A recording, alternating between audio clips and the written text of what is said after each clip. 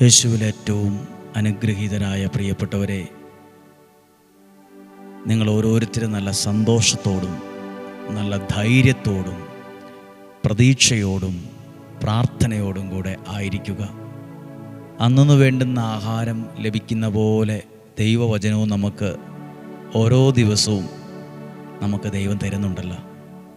അതും ഒരു അനുഗ്രഹമാണ്, അതൊരു വഴിത്തിരിവാണ്, ഇതൊരു പ്രത്യാശയാണ്.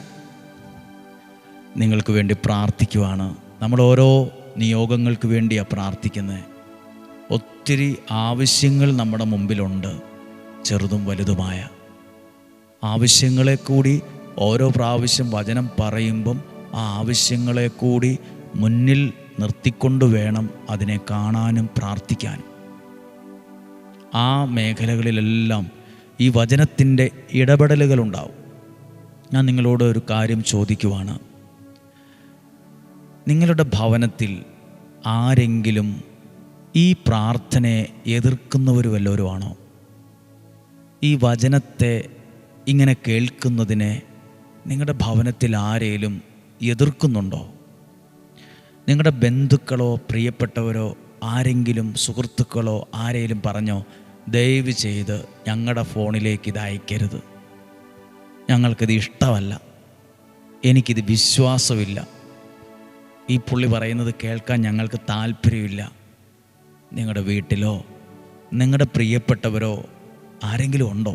ദേഷ്യപ്പെടരുത് അവരോട്, ഇങ്ങനെ പറയരുത് അവരോട്, നീ നരകത്തിലേ പോകത്തുള്ളൂ, ഇങ്ങനെ പോയാൽ നിൻ്റെ ജീവിതം തകർന്നു പോവും, അങ്ങനൊന്നും പറയരുത്.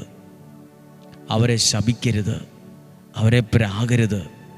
പിന്നെയോ സ്നേഹത്തോടെ നല്ല മനസ്സോടെ അവർക്ക് വേണ്ടി പ്രാർത്ഥിക്കുക. എന്നിട്ട് നമ്മൾ വചനം കേൾക്കുമ്പം അവരെ മനസ്സിൽ എപ്പോഴേലും ഓർക്കുമ്പം അവരുടെ ജീവിതത്തിലേക്ക് ആ നല്ല ദൈവത്തെ, സ്നേഹിക്കുന്ന ദൈവത്തെ അല്പാൽപമായി പകരുക. ദൈവമേ, ആ എതിർക്കുന്ന ആ വ്യക്തിക്ക്, ആ വിമർശിക്കുന്ന ആ വ്യക്തിക്ക്, ആ കളിയാക്കുന്ന ആ വ്യക്തിക്ക്, വിശ്വാസം അകന്ന് നിൽക്കുന്ന ആ വ്യക്തിക്ക്, എൻ്റെ മകന്, എൻ്റെ മകൾക്ക്, എൻ്റെ ജീവിത പങ്കാളിക്ക് ഞാൻ അങ്ങയെ തന്നെ പകർന്നു പ്രാർത്ഥിക്കുന്നു. ഒരു ബക്കറ്റിൽ നിന്ന് വെള്ളം ഒരു കപ്പിനകത്തെടുത്ത് ഇപ്പുറത്തെ ബക്കറ്റിലേക്ക് പകരുന്നത് പോലെ ആ ഒരു ദൈവത്തെ അവരിലേക്കും പകർന്നുകൊണ്ട് അവരോട് ഉപദേശിക്കാനൊന്നും നിൽക്കണ്ട, ശപിക്കാൻ നിൽക്കണ്ട, ദേഷ്യപ്പെടാൻ നിൽക്കണ്ട, നിർബന്ധിച്ച് കേൾപ്പിക്കാൻ നിൽക്കണ്ട, പ്രാർത്ഥിച്ചു കൊണ്ടിരിക്കുക. ഞാൻ നല്ലൊരു കാര്യം പറയാം. നിങ്ങളുടെ വീടിൻ്റെ അകത്ത് ഒരു സ്പിരിച്വൽ ഫെസ്റ്റിവൽ ഉണ്ടാകും എന്നാണ് പറയുന്നത്. അങ്ങനെ ഒരു വാക്കുണ്ട്, സ്പിരിച്വൽ ഫെസ്റ്റിവൽ എന്ന് പറഞ്ഞാൽ പള്ളിപ്പെരുന്നാളെന്നല്ല അർത്ഥം. സ്പിരിച്വൽ ഫെസ്റ്റിവൽ എന്ന് പറഞ്ഞാൽ വീടിൻ്റെ അകത്ത് ഒരു ആത്മീയ സന്തോഷത്തിൻ്റെ ഒരു ആഘോഷം ഉണ്ടാവും. ഇങ്ങനെ നടന്നൊരു വീടുണ്ട്. ധൂർത്തപുത്രൻ തിരിച്ചു വന്നപ്പം വീട്ടുകാരൻ പന്തലിട്ടു. അത് കല്യാണമോ മാമോദീസായോ ആദ്യ കുർബാനയ്ക്കോ ഒന്നുമല്ല പന്തലിട്ടത്. ഒരു മനുഷ്യൻ, ആ മകൻ ദൈവത്തെ അറിഞ്ഞ് അല്ലെങ്കിൽ തിരിച്ചറിഞ്ഞ് തിരിച്ചു വന്നതിൻ്റെ ഒരു സ്പിരിച്വൽ ഫെസ്റ്റിവലാണ്, ഒരാഘോഷം അവിടെ നടന്നു. നമ്മുടെ ഭവനത്തിലും അങ്ങനെ ഒത്തിരി പേർ ദൈവത്തെ അറിഞ്ഞ് തിരിച്ചു വന്നതിൻ്റെ സ്പിരിച്വൽ ഫെസ്റ്റിവൽ ഉണ്ടാകണം, ആത്മീയമായ ആഘോഷം. ഈ പ്രാർത്ഥനയൊന്നും വെറുതെ ആകത്തില്ല. ഇന്ന് കേൾക്കുന്ന ആ വചനം ഒന്ന് എടുക്കട്ടെ ഇതിനോട് ചേർന്ന്. വെളിപാട് ഗ്രന്ഥം 2-ാം അധ്യായം 21-ാം വാക്യത്തിൻ്റെ ആരംഭം മാത്രമേ വായിക്കുള്ളൂ.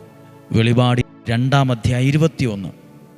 അനുതപിക്കാൻ ഞാൻ അവൾക്ക് അവസരം നൽകി. അനുതപിക്കാൻ, ദൈവത്തിലേക്ക് വരാൻ, ദൈവാനുഗ്രഹം അനുഭവിക്കാൻ ഞാൻ അവർക്ക് അവസരം നൽകി. അവസരം നൽകുന്നൊരു ദൈവമുണ്ട്. നിങ്ങളുടെ കുടുംബത്തിലേക്ക് കുറേ കൂടി ദൈവാനുഗ്രഹം ഉണ്ടാകുന്ന ഒരവസരമാണ് ഡെയിലി ബ്ലെസ്സിങ്ങിൽ കേൾക്കുന്ന ഈ വചനങ്ങൾ. നിങ്ങളുടെ കുടുംബത്തിലെ പ്രതിസന്ധികൾ മാറാൻ, മക്കൾ രക്ഷപ്പെടാൻ, അവർ ദൈവത്തെ അറിയാൻ, അവരുടെ ജീവിതത്തിൽ വഴിത്തിരിവുണ്ടാകാൻ ഇത് ദൈവം ഒരുക്കുന്ന ചില അനുഗ്രഹങ്ങൾ നിങ്ങളുടെ ജീവിതത്തിലേക്ക് മഴ പോലെ പെയ്യാൻ ദൈവം ഒരുക്കുന്ന അവസരമാണ്. അവസരം നൽകി. ഹല്ലേലൂയ. അവസരം നൽകുന്നൊരു ദൈവമുണ്ട്. നമ്മളൊരാൾക്ക് വചനം കൊടുക്കുമ്പോൾ ചിലപ്പോൾ ആ വ്യക്തിക്കൊരു അനുഗ്രഹം അനുഭവിക്കാൻ ദൈവം ഒരുക്കുന്ന ഒരു അവസരം നമ്മളിലൂടെ ആയിരിക്കും. അവസരങ്ങളുണ്ട്. ഈ അവസരങ്ങളെക്കുറിച്ച് പറയുമ്പം ദൈവം അവസരം കൊടുക്കും. എങ്ങനെയാണെന്നറിയോ? ചിലപ്പോൾ ഏതെങ്കിലും റോട്ടിലൂടെ പോകുമ്പം ആ റോഡിൻ്റെ സൈഡിൽ താമസിക്കുന്ന വീട്ടുകാരുടെ മതിലിൽ എഴുതി വച്ചിരിക്കുന്ന ഒരു വചനം വായിക്കുമ്പോഴായിരിക്കും ആ വ്യക്തിക്കൊരു അവസരം ഉണ്ടാകുന്നത്, ഒരു അനുഗ്രഹം ഉണ്ടാകുന്നത്. ആ മതിലിൽ എഴുതി വെച്ച വചനം ഒരു പക്ഷേ പല കാര്യങ്ങളും യൂട്യൂബിൽ ഇങ്ങനെ കണ്ടുകൊണ്ടിരിക്കുമ്പോൾ ഏതെങ്കിലും ഒരു വ്യക്തി പറയുന്നൊരു വചനമായിരിക്കും 1 മിനിറ്റ് കേൾക്കുന്നത്. അത് ആ വ്യക്തിക്ക് ഒരു അനുഗ്രഹം അനുഭവിക്കാനുള്ള അവസരമായി മാറും. അവസരത്തെ അവഗണിച്ചവരും വില കൽപ്പിക്കാത്തവരും പുച്ഛിച്ചു തള്ളിയവരുമാ ജീവിതത്തിൽ തകർന്നു പോയത്. ഫറവോ എത്ര അവസരം ദൈവം കൊടുത്തതാ, ഒറ്റ അവസരം പുള്ളി ഉപയോഗിച്ചില്ല. അതുകൊണ്ടാണ് ആ രാജ്യവും രാജ്യത്തിലുള്ളത് മുഴുവൻ ചെങ്കടലിൽ താണുപോയത്. അവസരം ഒന്നല്ല, 10 അവസരങ്ങൾ കൊടുത്ത് നമുക്കും ദൈവം തരും ഒന്നിലധികം അവസരങ്ങൾ. മാനസാന്തരപ്പെടാൻ മാത്രമല്ല, നല്ലപോലെ ചില അനുഗ്രഹം അനുഭവിക്കാൻ, ദൈവത്തിലേക്ക് വരാൻ, ദൈവത്തോടടുക്കാൻ അവസരങ്ങൾ തരും. ചില വേദനകൾ, ചില പ്രശ്നങ്ങൾ, ചില പ്രതിസന്ധികൾ, ചില വെല്ലുവിളികൾ നമ്മുടെ ജീവിതത്തിൽ ദൈവം തരുന്ന അവസരങ്ങളാണ്. ഏറ്റവും സ്നേഹത്തോടെ നമ്മൾ കണ്ട ചിലർ നമ്മളിൽ നിന്ന് പിണങ്ങിപ്പോയി. നമുക്ക് ഭയങ്കര വേദനയാണ്. പെട്ടെന്നൊന്നും മനസ്സിലാക്കാൻ പറ്റില്ല എന്താ പുള്ളി അങ്ങനെ ചെയ്തത്. പക്ഷെ കുറച്ച് കാലം കഴിയുമ്പോൾ മനസ്സിലാകും അതും ചില പാഠവുമാണ്. ദൈവം ചില കാര്യങ്ങൾ പഠിക്കാൻ അവസരം തന്നതാണ്. അവസരങ്ങളാണിതെല്ലാം. അനുദപിക്കാൻ ഞാൻ അവർക്ക് അവസരം നൽകി. പ്രിയപ്പെട്ടവരെ, ലഹരിക്ക് അടിമപ്പെട്ടു പോയവർ, മദ്യപാനം നിർത്താൻ പറ്റുന്നില്ല, പുകവലി നിർത്താൻ പറ്റില്ല, ലഹരി ഉപയോഗിച്ച് നിർത്താൻ പറ്റുന്നില്ല, അതിൽ നിന്നൊക്കെ ഒന്ന് മാറി തിരിച്ചു വരാൻ ദൈവം തരുന്ന അവസരങ്ങളുടെ ദിവസമായത്. ദൈവം അവസരങ്ങൾ തരും. ഈ വാക്ക് മറക്കരുത്. സ്പിരിച്വൽ ഫെസ്റ്റിവൽ, ആത്മീയ ആഘോഷത്തിന് നമ്മുടെ വീട്ടിൽ നടക്കണം. ദൈവം അനുഗ്രഹിച്ചത് കണ്ട് സന്തോഷിക്കുന്ന ഫെസ്റ്റിവൽ. ധൂർത്തപുത്രൻ തിരിച്ചു വന്നപ്പം ആ വീട്ടിലൊരു ആഘോഷം നടന്നു എന്ന് എഴുതിയിട്ടുണ്ട്.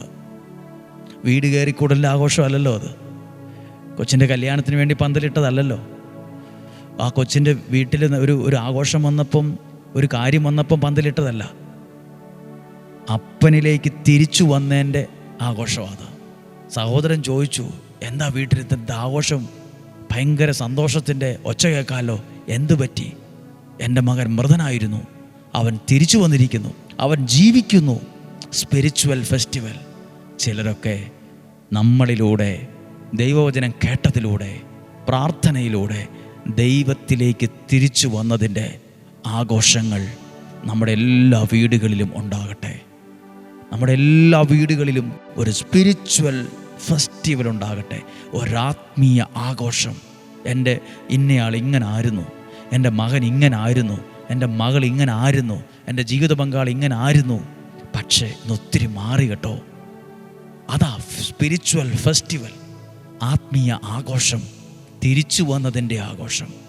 ആരെയും ധൂർത്തപുത്രൻ ആ വീട്ടിൽ നിന്ന് പോയപ്പോൾ ആ അപ്പൻ ശപിച്ചോ പ്രാഗിയോ ഒന്നും ചെയ്തില്ല. നീ ശരിയാകത്തില്ല, നീ നശിച്ചു പോകത്തേ ഉള്ളൂ, എല്ലാം തീർന്നു പോകത്തേ ഉള്ളൂ, നീ അവസാനം എങ്ങനെ ആയിരിക്കും നോക്കിക്കോ, എഴുതി വെച്ചോ ഒന്നും പറഞ്ഞില്ല.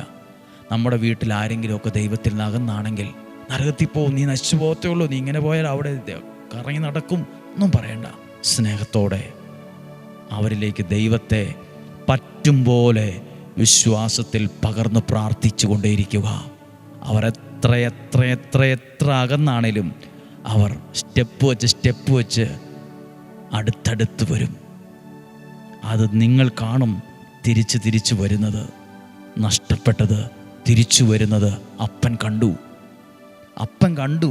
നഷ്ടപ്പെട്ടു പോയ തൻ്റെ മകൻ ആരും ഉപദേശിക്കാതെ, ആരുടെ അടിയോ ആരുടെയോ നിർബന്ധമോ ആരും ചെവിക്ക് പിടിച്ച് കിഴിക്കുകയോ ഒന്നുമല്ല കൊണ്ട് തന്നെ തിരിച്ചു വരുന്നത് കണ്ടു.